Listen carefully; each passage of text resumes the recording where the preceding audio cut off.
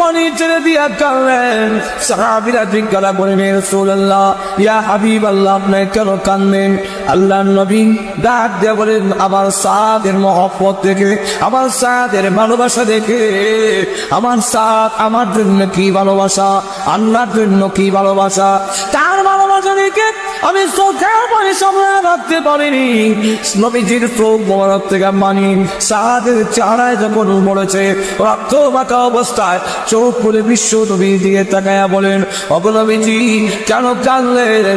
আপনি চোখের পানি কেন ছেড়ে দিয়েছেন? আমি সাদকে আল্লাহর তৈরি জান্নাত পাবো না? আপনি আল্লাহ নবী ডাকতে বলেন, সাদ শুনে রাখো, আমি নবী ঘোষণা দিলাম, তুমি যদি এই মুহূর্তে বিদায় করে দাও, আল্লাহর তৈরি জান্নাত তোমার জন্য ওয়াজিব হয়ে যাবে। হ্যালো সাদ সালামি রাদিয়াল্লাহু আনহু, এই ছিল সাহাবায়ে কেরামের ভালোবাসা। আরেকজন সাহাবী যার নাম হলেন উকবা, তার ছেলে হল বাশির। বাশির ইবনে উকবা রাদিয়াল্লাহু আনহু 7 বছরের ছেলে, তার কেউ নাই। এই অবস্থায় 7 বছর ছেলে রেখে নবীজির সাথে যুদ্ধের ময়দানে চলে গেলেন। বিশ্বনবী যখন ঘুরে বাড়িতে আসলেন, বাশির ইবনে উকবা রাদিয়াল্লাহু আনহু দৌড়ে গিয়ে আল্লাহ নবীর সামনে দাঁড়ায় বলেন, ইয়া রাসূলুল্লাহ, ইয়া হাবিবাল্লাহ, আমার আব্বা আপনার সাথে যুদ্ধের ময়দানে গিয়েছিলেন, আপনি আসলেন কিন্তু আমার আব্বা দিয়ে বড় হইল না। কোন সময় মেঘো সহ্য লাল হয়ে গেছে, আমার মা নাই, ভাই বোন কেউ নাই। রাত্রি হইলে আমি আমার আব্বার গলা ধরে ঘুমাই, আমার আব্বা দিয়ে বড় আসলো না, আমি কার সাথে ঘুমাবো? আল্লাহ নবী চোখের পানি ছেড়ে দিয়া আকাশের দিকে চোখ খুলে কাঁদলে, খোদাগো 7 বছরের বাচ্চাকে কি জবাব দিব? কেমনে বলবো তার বাবা জান্নাতে চলে গেছে? 7 বছরের বাচ্চা কি বলবে? নবী জবাব দেয় না, চেহারা ঘুরে রেখে দিয়েছেন। ওই দিকে আবার গিয়া বলেন, ইয়া রাসূলুল্লাহ, সন্ধ্যা হয়ে যাচ্ছে গো, আমার আব্বা এখন আইলো না, কোন সময় আসবে?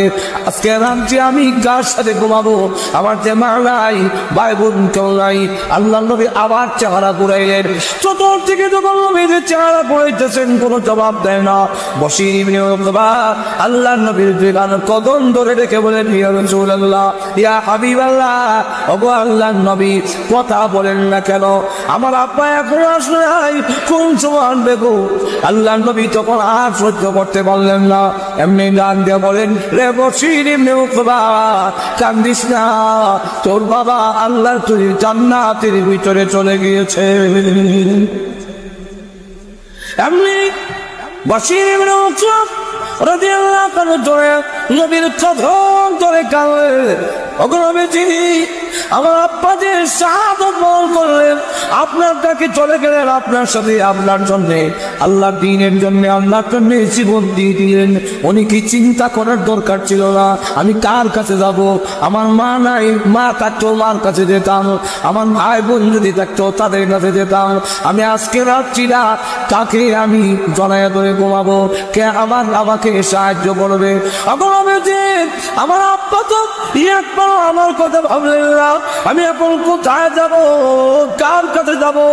আল্লাহ নবী এমনি টান দিয়া বুকের সঙ্গে জড়াইয়া ধরে বলেন, বাশির ইবনে উকবা, কান্দিস না, চোখের পানি মুছে ফেল, তোর আব্বাকে জান্নাত থেকে এনে দিতে পারবো না, কিন্তু আমি নবী ঘোষণা দিলাম, আজ থেকে বাকি জিন্দেগীর জন্য আমি মুহাম্মদ তোর আব্বা হয়ে গেলাম। আল্লাহ নবী বলেন, বিলাল, কিয়ামতের কঠিন ময়দানে আল্লাহ রাব্বুল আলামিন আমাকে আহ্বান করবেন জান্নাতের গেটটা খুলে দেওয়ার জন্য, কারণ কিয়ামতের মাঠে জান্নাতের চাবি আমি বিশ্ব নবীর হাতে থাকবে। সব নবীরা তখন জান্নাতের গেটে যাবে। আল্লাহ নবী বলেন, জান্নাতে গিয়া তখন আহ্বান করবে, ও জান্নাতের প্রহরীরা গেটটা খুলে দাও। জান্নাতের ভিতর থেকে ডাক আসবে, আমাকে পরিচয় দিন, আমি আদম আলাইহিস সালাম, বেয়াদবি মাফ করবা। জান্নাতের গেট খোলার সময় হইছে না।